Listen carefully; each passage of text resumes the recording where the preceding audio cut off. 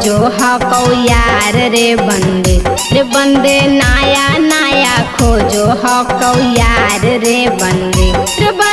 जीजा जी के बहिनिया है छिनार रे बंदे जीजा जी के बहिनिया है छिनार रे बंदे गली गली होई गेलो प्रचार रे बंदे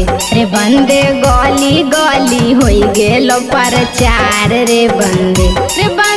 जीजा जी के बहिनिया है छिनार रे बंदे जीजा जी के बहिनिया है छिनार रे बंदे जीजा जी के बहिनिया है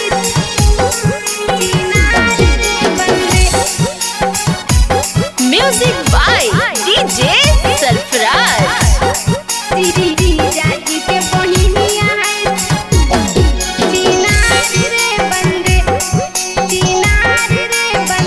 रे बंदे घूमो हकौ ओढ़नी उतार रे बंदे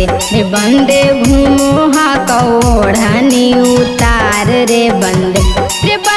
जीजा जी के बहिनिया है खेलाड़ रे बंदे जीजा जी के बहिनिया है खेलाड़ रे बंदे चाटो हकै कुमारे में आचार रे बंदे चाटो हकै कुमारे में आचार रे बंदे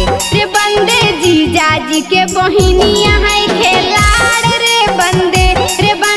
जीजा जी के बहिनिया है खेलाड़ रे बंदे जीजा जी के बहिनिया है छिनार रे बंदे जीजा जी के बहिनिया है छिनार रे बंदे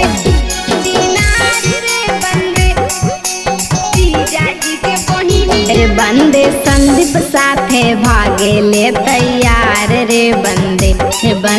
दीपक साथे भागे ले तैयार रे बंदे